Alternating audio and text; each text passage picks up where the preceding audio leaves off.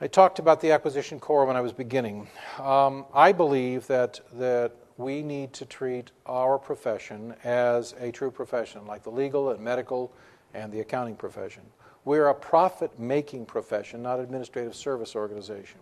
There are very few things in the world, or professions, where the efforts of one or two people can save so much money and drop so much savings to the bottom line. And what I've been advocating is that we look at our profession in a hierarchy. Even CIPS, it's the Chartered Institute of Purchasing and Supply, and I would submit that it's time for us to start thinking in a hierarchy of more complicated issues. Purchasing, as I would define it, is the buying of standard commercial off-the-shelf widgets and services. Okay, that's not a bad thing to do. We spend lots of money at it, but it's not as complicated as doing procurement, and it's not the same thing. Procurement is when you buy something of a customized nature. And the analogies I use is if you are worrying about the nuclear submarine navy, the food that you buy or some of the consumables that you buy would be purchasing. If you buy a customized propeller for the submarine, you've got specifications that have to be met, it's rather expensive, it requires post-contract management and inspection. Acquisition is where you integrate many different contracts together and self-performance activities as well. It includes the definition of the requirement. Using the submarine analogy, is acquisition is to acquire a nuclear weapons deterrent where it's based at sea. So the Trident submarine program would be the acquisition.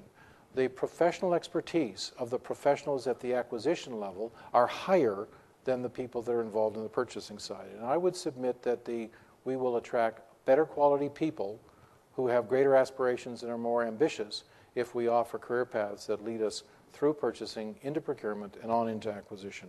And effectively what I'm doing at BAA is a good example of the acquisition business, where we're integrating a bunch of contracts to try to create new capability within the aviation industry in this country. There needs to be in the profession a formal validated qualification program. You just don't do it. It's something that you, like medical and legal, you've got to have training, you've got to pass tests, you've got to sit before boards, and it is tough to move up the chain. I also advocate the creation of autonomous, independent authority in contracting officers, people that are parallel to the end users and the program or project managers, that they're not the same. Contracting officers should be strategists, defining the strategy for acquisition or procurement or purchasing. They should be the decision maker, the authority that finally goes forward and does things. They should be judges as to what can and can't be done. They should fix things when contracts or performance are broken, and they should be coaching clients and subordinates throughout all levels of the organization. And a part of their job is to teach the staff that does most of the work. These people are very rare and need to be developed. It doesn't happen by simply being in the job for a long time. They are like the partners in law firms and should be paid accordingly. Their value is very high. The acquisition career field, as I see it, has a number of components: purchasing or buyer, negotiator, which is a special type of skill set that's doesn't happen automatically with the buyer. The contract administrator that I was pushing a moment ago, there's a skill set required to making sure that you get maximum value out of the subcontract.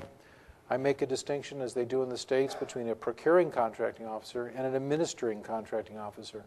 When you award a contractor needs to have somebody who can tell them what to do next, or whether a change is approved, or whether to make an exception to a specification. There's a few other skill sets I think that are important, and that's a quantitative capability. What I've seen in this country and much of America is that we aren't as quantitative in our profession as we should. By that I mean being able to understand what costs ought to be able to use log rhythmic techniques to be able to do cost forecasting based on historical costs, be able to understand the implications of changes in business levels to overheads, be able to understand what the probable cost impacts would be if we make changes or we have force majeure events. Commercial management, I think, is a notch up from the procurement side.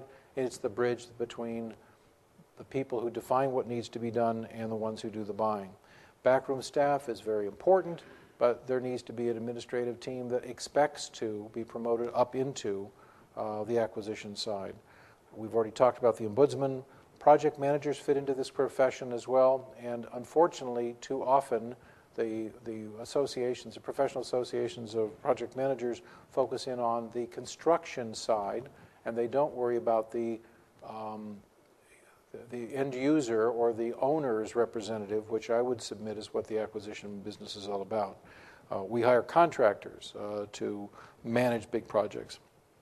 And cost schedule controllers and project control folks. Those are all important subgroups, and I think to make it to the top, to be chief acquisition officer of a major company like BAA, you really got to have experience and expertise in all of those to be credible.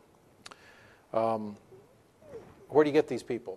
Well, all too frequently, the program people come from, they're engineering refugees. I don't mean to offend you engineers, but sometimes we find people who don't like being engineers. They've gone through the schools. What we need to do, though, is commercialize those people. Finance and human resource people are pretty good sources as well. If you look at what an HR person does, negotiating union agreements, recruiting people, all of those things, it's a lot of the same things. Some of my best acquisition people have come from HR.